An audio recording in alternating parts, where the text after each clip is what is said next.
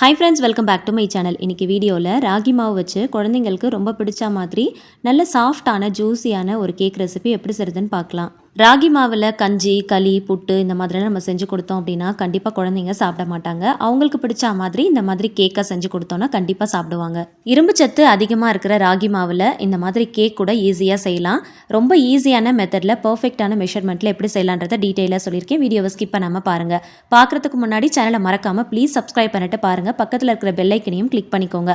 அப்போ தான் நான் போடுற ஒவ்வொரு வீடியோஸும் உங்களுக்கு நோட்டிஃபிகேஷனாக வரும். நீங்களும் மிஸ் பண்ணாமல் பார்க்கலாம். ஒரு பவுலில் 1/4 கப் அளவுக்கு நல்ல கெட்டியான தயிர் எடுத்துக்கோங்க. கொஞ்சம் கூட தண்ணி இல்லாமல் நல்ல கெட்டியான தயிராக இருக்கணும். 1/4 கப் அளவுக்கு உருக்குன வெண்ணெய் சேர்த்துக்கலாம். ரெண்டுத்தையும் சேர்த்து நல்லா மிக்ஸ் பண்ணுங்கள். வெண்ணெய் யூஸ் பண்ணுறதுக்கு உங்களுக்கு விருப்பம் இல்லை, சப்போஸ் உங்ககிட்ட இல்லை அப்படின்னா சமையலுக்கு பயன்படுத்துகிற ஆயில் கூட நீங்கள் யூஸ் பண்ணிக்கலாம். ஆனால் நல்லெண்ணெய், விளக்கெண்ணெய், தேங்காய் எண்ணெய் இந்த மாதிரிலாம் சேர்க்கக்கூடாது. வெஜிடபிள் ஆயிலாக பார்த்து சேர்த்துக்கோங்க. கரெக்டாக ஒரு 1/4 கப் அளவுக்கு சேர்த்துக்கோங்க. ஆனால் வெண்ணெய் சேர்த்து பண்ணும்போது நல்ல ஒரு டேஸ்ட் கிடைக்கும். தயிரையும் வெண்ணையும் சேர்த்து விஸ்க் வச்சு நல்லா மிக்ஸ் பண்ண நல்ல ஒரு க்ரீமியான கன்சிஸ்டன்சிக்கு வரும். அதுதான் முக்கியமான பதம். அந்த மாதிரி வந்ததுக்கு அப்புறமா 1/4 கப் அளவுக்கு நல்லா காய்ச்சி ஆற வச்ச பால் சேர்த்துக்கோங்க. புளிப்பில்லாத நல்ல கெட்டியான ஃப்ரெஷ்ஷான தயிராக இருக்கணும். பால் சேர்க்கும் போது கொஞ்சம் கூட சூடு இல்லாமல் நல்ல சில்லுன்னு இருக்கிற மாதிரி பார்த்து சேர்த்துக்கோங்க. டேஸ்ட்டை என்ஹான்ஸ் பண்ணுறதுக்காக இதில் வெண்ணிலா எசன்ஸ் சேர்த்துருக்கிறேன். 1/2 ஸ்பூன் அளவுக்கு பேக்கிங் பவுடர், ஒரு சிட்டிகை அளவுக்கு உப்பு சேர்த்துக்கலாம். இதில் நம்ம முட்டைலாம் எதுவுமே சேர்க்கலை, அதனால் வெண்ணிலா எசன்ஸ் தேவைப்பட்டால் சேர்த்துக்கோங்க, இல்லைனா ஸ்கிப் பண்ணிக்கோங்க. 3/4 கப் அளவுக்கு ராகி மாவு எடுத்துருக்கிறேன். அந்த ராகி மாவுக்கு மேலே ஒரு 1/4 கப் அளவுக்கு காலியாக இருக்கும் இல்லையா, அதில் கொஞ்சம் மைதா மாவு ஃபில் பண்ணிக்கோங்க. ஸோ கரெக்டாக 1 கப் அளவுக்கு மாவு எடுத்துக்கோங்க. கேக் செய்யும் போது மாவை அப்படியே டேரெக்டாக சேர்க்காம நல்லா ஜலிச்சுட்டு சேர்த்திங்க அப்படின்னா கட்டிகள் ஃபார்ம் ஆகாமல் இருக்கும், சாஃப்டாகவும் இருக்கும். இப்போ இதில் ஒரு 3 டேபிள் ஸ்பூன் அளவுக்கு கொக்கோ பவுடர் சேர்த்துக்கோங்க. அதிகமாக சேர்த்துட்டோம் அப்படின்னா கசப்பு தன்மை கொடுத்துரும். ஸோ அதனால் கரெக்டாக ஒரு 3 டேபிள் ஸ்பூன் அளவுக்கு மட்டும் சேர்த்து நல்லா கலந்து விட்டுக்கோங்க. ரொம்ப போட்டு ஓவர் மிக்ஸ் பண்ணிடாமல் பொறுமையாக கலந்து விடுங்க. மறுபடியும் 1/4 கப் அளவுக்கு காய்ச்சி ஆற வச்ச பால் இது கூட சேர்த்து நல்லா கலந்துக்கலாம். தயிரும் வெண்ணையும் 1/4 கப் அளவுக்கு சேர்க்குறோம். பால் மட்டும் 1/2 கப் அளவுக்கு சேர்க்கணும். ஃபஸ்ட்டு ஒரு தடவை சேர்க்கணும், அதுக்கப்புறம் நல்லா கலந்ததுக்கப்புறம் ஒரு தடவை சேர்க்கணும். இந்த மாதிரி ஸ்பேச்சுலா இருந்ததுன்னா யூஸ் பண்ணிக்கோங்க. மிக்ஸ் பண்ணுறதுக்கு ரொம்ப வசதியாக இருக்கும். ரொம்ப போட்டு ஓவர் மிக்ஸ் பண்ணிடாமல் இந்த மாதிரி கட் அண்ட் ஃபோல்டு மெத்தடில் நல்லா மிக்ஸ் பண்ணி எடுத்துக்கோங்க. பேட்டருடைய கன்சிஸ்டன்சி எடுத்து பார்க்கும்போது நல்ல சில்கியாக நல்லா ஸ்மூத்தாக இருக்கணும். அப்போ தான் கேக் நல்லா பேக் பண்ணி எடுக்கும் போது கொஞ்சம் கூட வெடிப்பு விடாமல் நல்லா சாஃப்டாக ஸ்பாஞ்சியாக கிடைக்கும். கேக் பேட்டரை ரெடி பண்ண உடனே மோல்டுக்கு ட்ரான்ஸ்ஃபர் பண்ணிக்கோங்க. எந்த மோல்டில் நீங்கள் பேக் பண்ண போகிறீங்களோ அந்த மோல்டில் முன்னாடியே பார்ச்மெண்ட் பேப்பர்லாம் போட்டு ரெடியாக வச்சுக்கோங்க.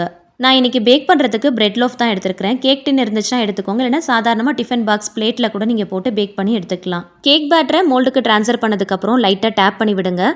அப்போ தான் உள்ள ஏர் பபிள்ஸ் ஃபார்ம் ஆகாமல் இருக்கும். நான் இன்றைக்கி பேக் பண்ணுறதுக்கு ஓவன் தான் யூஸ் பண்ண போகிறேன். சப்போஸ் உங்ககிட்ட ஓவன் இல்லை அப்படின்னா நார்மலாக பாத்திரத்தில் வச்சு கூட நீங்கள் பேக் பண்ணி எடுக்கலாம். சப்போஸ் நீங்கள் பாத்திரம் யூஸ் பண்ணி பேக் பண்ண போகிறீங்க அப்படின்னா நல்ல ஒரு கனமான பாத்திரமாக பார்த்து எடுத்துக்கோங்க. அதில் உள்ள சால்ட்டு போட்டு அதுக்கு மேலே ஸ்டாண்டு யூஸ் பண்ணிக்கோங்க. மூடி போட்டு ஒரு 10 நிமிஷத்துக்கு ஹை ஃப்ளேமில் வச்சு நல்லா ப்ரீ ஹீட் பண்ணிக்கோங்க. கேக் டின்னை உள்ளே வச்சுட்டு 10 நிமிஷத்துக்கு ஹை ஃப்ளேமில் வச்சு பேக் பண்ணிக்கோங்க. அதுக்கப்புறம் மீடியம் ஃப்ளேமில் வச்சு 30லேருந்து 35 நிமிஷம் பேக் பண்ணிங்கன்னா அழகாக கேக் வெந்து வந்துடும். சப்போஸ் நீங்கள் ஓவனில் வச்சு பேக் பண்ண போகிறீங்கன்னா 180 டிகிரி செல்சியஸில் 10 மினிட்ஸ் ப்ரீ ஹீட் பண்ண ஓவனில் 20 to 25 மினிட்ஸ் பேக் பண்ணாலே போதும், ரொம்ப சூப்பராக வெந்துடும். நார்மலாக நம்ம கோதுமை மாவு, மைதா மாவுலாம் யூஸ் பண்ணி கேக் பண்ணும்போது சுகர் அதுலேயே ஆட் பண்ணிட்டு செய்வோம். ஆனால் ராகி மாவுக்கு மட்டும் நீங்கள் அந்த மாதிரி செய்யாதீங்க.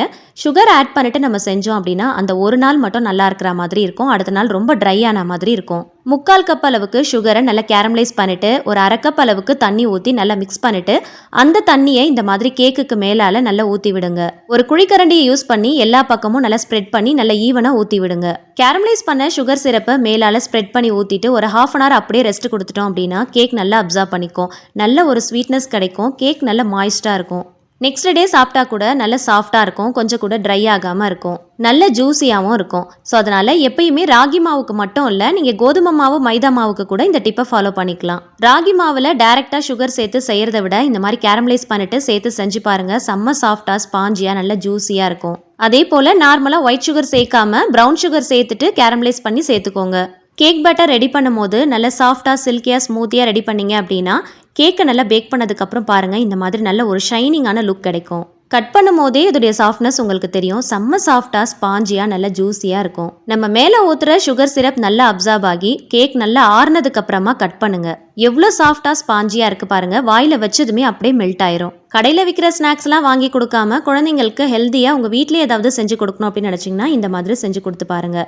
ராகி மாவு வச்சு ஹெல்த்தியான கேக் ரெசிபி பர்ஃபெக்டான மெஷர்மெண்ட்டில் பர்ஃபெக்டான மெத்தடில் செஞ்சு காட்டியிருக்கேன். நீங்களும் இதே மாதிரி ட்ரை பண்ணி பாருங்கள், ரொம்ப சூப்பராக வரும். இந்த ரெசிபி உங்களுக்கு பிடிச்சிருந்துச்சுன்னா மறக்காமல் லைக் பண்ணுங்கள், தெரிஞ்ச எல்லார் கூடயுமே ஷேர் பண்ணிக்கோங்க. கண்டிப்பாக ட்ரை பண்ணி பார்த்துட்டு ஃபீட்பேக் ஷேர் பண்ணுங்கள். நான் அடுத்தடுத்து போடக்கூடிய ரெசிபிஸ் எல்லாத்தையும் மிஸ் பண்ணாமல் பார்க்குறதுக்கு சேனலை மறக்காமல் சப்ஸ்கிரைப் பண்ணி வச்சுக்கோங்க. தேங்க்ஸ் ஃபார் வாட்சிங்.